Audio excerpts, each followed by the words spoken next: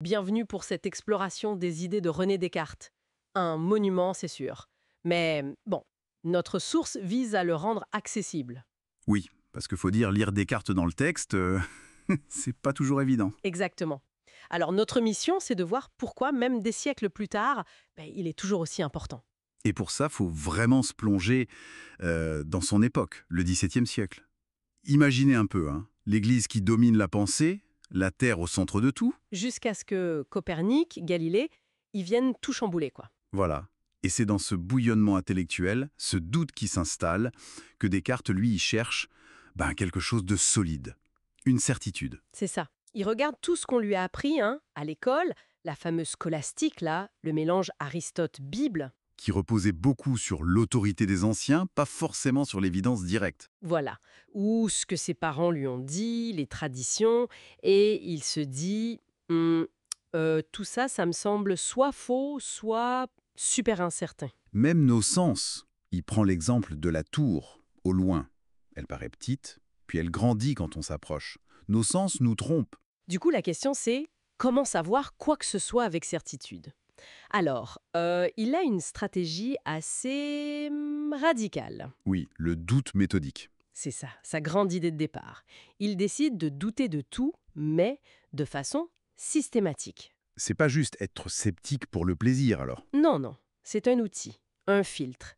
Si une idée ne résiste pas au doute le plus extrême, hop, on la met de côté, pour l'instant. Et il pousse le bouchon assez loin avec son histoire de malin génie. Ah oui, le malin génie, l'hypothèse un peu folle, et si une puissance supérieure et trompeuse s'amusait à nous faire croire que 2 plus 2 égale 4, alors que ce serait faux. De voir s'il y a une seule chose, ne serait-ce qu'une, qui résiste même à ça, à ce doute absolu. Elle y trouve. C'est le fameux cogito ergo sum.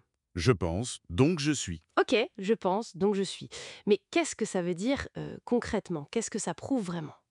Ça prouve l'existence de celui qui est en train de penser, au moment même où il pense. Le simple fait de douter, Ou même de se faire tromper par ce malin génie.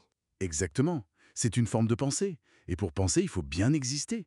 Je peux douter de l'existence de mes mains, du monde, de 2 plus 2 égale 4. Mais pas du fait que moi je suis là en train de douter. Voilà.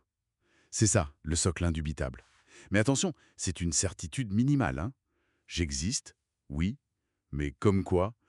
Comme une chose pensante, une conscience. D'accord, c'est un point de départ solide, mais on est un peu seul avec notre pensée, non? Le monde extérieur, tout ça, on en doute toujours. Tout à fait. C'est comme une petite île, ce je pense. Alors, comment on reconstruit le pont vers le reste?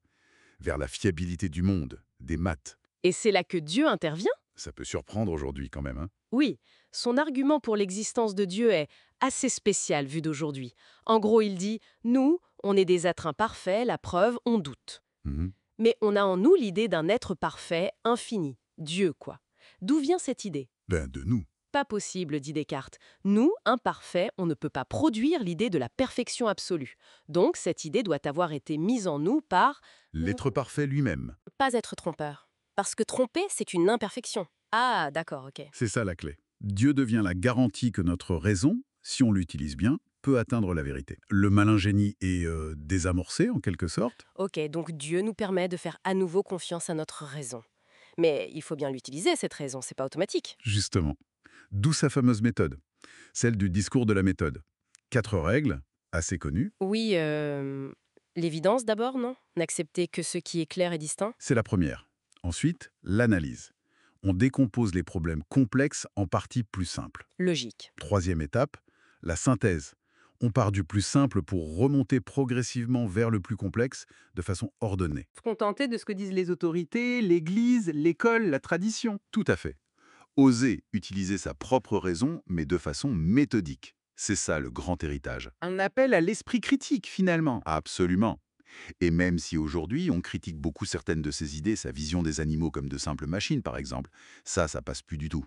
Non, c'est sûr. N'empêche que cette démarche, cette exigence de fonder la connaissance sur la raison individuelle et la méthode, ça a complètement façonné notre science, notre philosophie. Donc, pour résumer un peu Descartes, ce besoin de certitude, le doute comme chemin pour y arriver, le je pense donc je suis comme point d'ancrage, Et surtout, l'idée qu'il faut une méthode rigoureuse pour construire un savoir fiable. C'est pas juste ce que tu penses, mais comment tu le penses. Et ça nous amène peut-être à une réflexion pour aujourd'hui, non? Bah oui, dans notre monde actuel, inondé d'infos, d'opinions, de fake news, comme on dit, est-ce que cette quête cartésienne d'une méthode pour trier le vrai du faux, pour fonder nos certitudes sur la raison, Hmm. est-ce que c'est juste un vieux truc de philo ou est-ce que c'est, au contraire, peut-être plus nécessaire que jamais? Voilà. C'est une bonne question à se poser, je crois. De quoi réfléchir en tout cas.